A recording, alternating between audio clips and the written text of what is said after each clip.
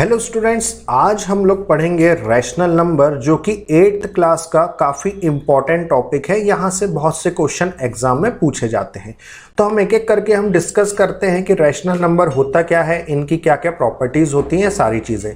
सबसे पहले यहाँ पर हम बात करते हैं कि ये रैशनल नंबर होता क्या है।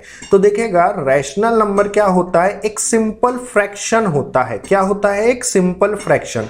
ये सिंपल फ्रैक्शन किस फॉर्म में होना चाहिए? तो ये सिंपल फ्रैक्शन होना चाहिए p बाय क्यू के फॉर्म में। अब सर, ये p बाय क्यू क्या है? तो p बाय क्यू क्या, जैसे कि फॉर एग्जांपल मैंने यहां लिख दिया 2/5। तो ये 2 क्या है? ये न्यूमरेटर आपका क्या है? p, और ये डिनोमिनेटर में जो 5 लिखा है ये क्या है? q। तो ये आपका क्या बन गया? p by Q. तो देखो 2/5 जो है वो p बाय क्यू के फॉर्म में हो गया ना। तो बस वो सभी नंबर्स जो आपको p बाय क्यू के फॉर्म में मिले, वो सभी नंबर्स जो आपको p बाय क्यू के फॉर्म में मिले, वो सभी नंबर्स जो आपको p बाय क्यू के फॉर्म में मिले, वो आपके क्या कहलाते हैं? रैशनल नंबर कहलाते हैं। फॉर एग्जाम्पल जैसे कि मैंने यहाँ पर लिख दिया, जैसे कि मैंने यहाँ लिखा 1/2। तो ये 1/2 भी एक क्या है? रैशनल नंबर है। मैंने यहां लिख दिया 22/7, ये भी एक क्या है? रैशनल नंबर है। क्यों? क्योंकि 22 मेरे लिए p है और 7 मेरे लिए q है, तो ये p बाय q के फॉर्म में हो गया। तो ये 22/7 हो गया। अब मैं आपसे कह रहा हूं कि आप लोग मुझे बताइए कि ये 6 जो है ये एक रैशनल नंबर है या नहीं है? 6 एक रैशनल नंबर है या नहीं है, ये आप लोग मुझे बताइए। तो भैया 6 जो है वो भी एक रैशनल नंबर है। क्यों रैशनल नंबर है? क्योंकि देखिएगा, कभी भी अगर ऐसा कोई नंबर हो जो ऐसे सिर्फ और सिर्फ उसमें p लिखा हो, q ना लिखा हो, इसका मतलब ये है कि ये 6 के नीचे हमेशा क्या लिखा होगा? 1 लिखा होगा। लेकिन हम लोग कभी भी 6 के नीचे या किसी भी नंबर के नीचे हम लोग 1 नहीं लिखते हैं। हम लोग 1 कभी भी नहीं लिखते, है ना, किसी भी नंबर के नीचे। क्यों नहीं लिखते? क्योंकि इसकी जरूरत नहीं रहती। क्योंकि 6/1 भी क्या कहलाएगा? 6 ही कहलाएगा।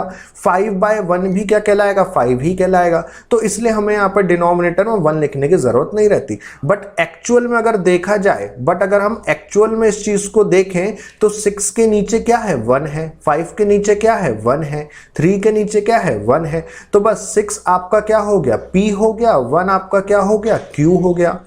5 क्या हो गया? p हो गया। 1 क्या हो गया? q हो गया। 3 क्या हो गया? p हो गया। 1 क्या हो गया? q। तो ये सभी आपके p बाय q के फॉर्म में मिल रहे हैं ना। तो बस ये भी आपके क्या होते हैं? रैशनल नंबर्स होते हैं। तो कभी भी अगर आपके एग्जाम में आ जाए कि 1 2 3 4 5 एंड सो ऑन, ये सारे रैशनल नंबर है या नहीं है, तो आप कहेंगे सर बिल्कुल ये क्या है? सारे रैशनल नंबर्स हैं। अच्छा, अगर ये आपका, अगर मैंने ऐसा लिख दिया 1/0, तो क्या ये 1/0 जो है वो एक रैशनल नंबर होगा क्या? नहीं। क्यों? क्योंकि ये क्या है? इनफाइनाइट है। 1/0 क्या कहलाता है? इनफाइनाइट।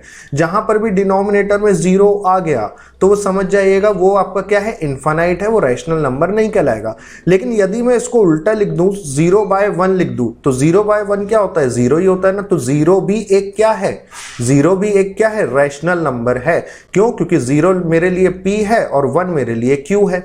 तो कहने का मतलब यह है कि दुनिया का कोई भी नंबर जो आपको p बाय क्यू के फॉर्म में मिल रहा होगा, वही आपका क्या कहलाएगा?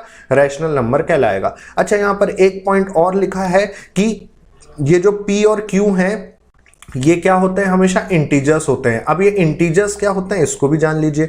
इंटीजर्स वो सभी काउंटिंग नंबर होते हैं जो कि पॉजिटिव हो, नेगेटिव हो या फिर 0 हो।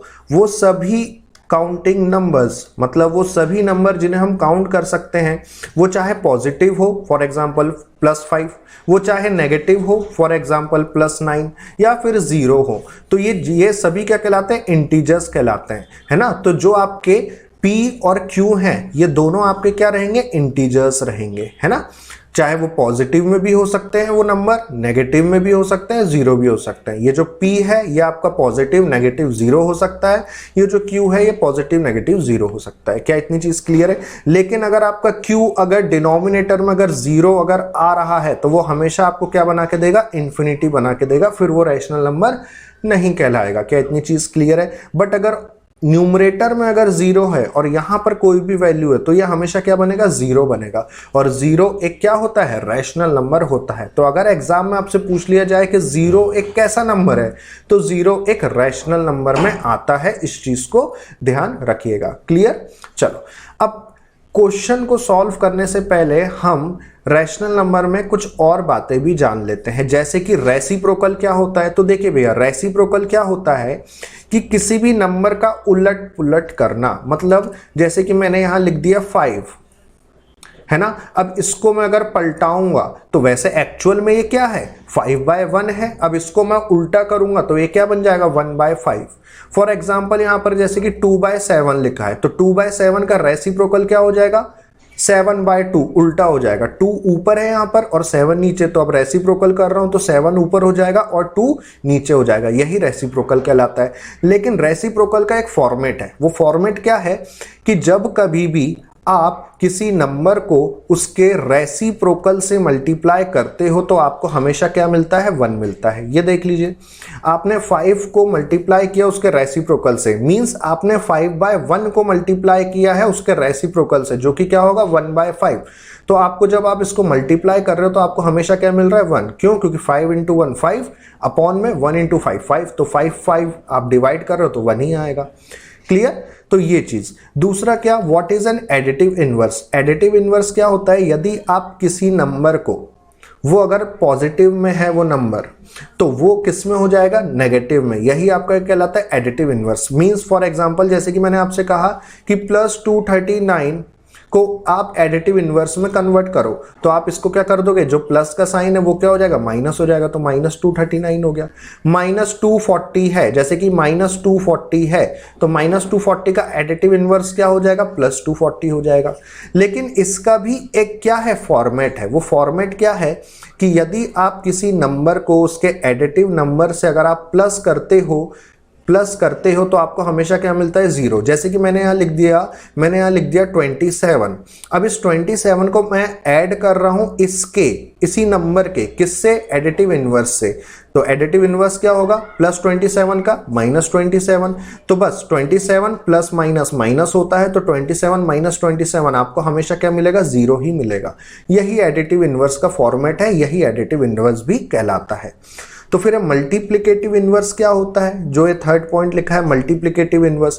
तो मल्टीप्लिकेटिव इनवर्स क्या होता है, जब कभी भी आप किसी नंबर को, जब कभी भी आप किसी फ्रैक्शन को, जब कभी भी आप p/q के फॉर्म के नंबर को आप मल्टीप्लाई करते हो इसके रेसिप्रोकल से, मींस p/q क्या बन जाएगा, q/p, तो आपको हमेशा क्या मिलेगा, 1 ही मिलेगा।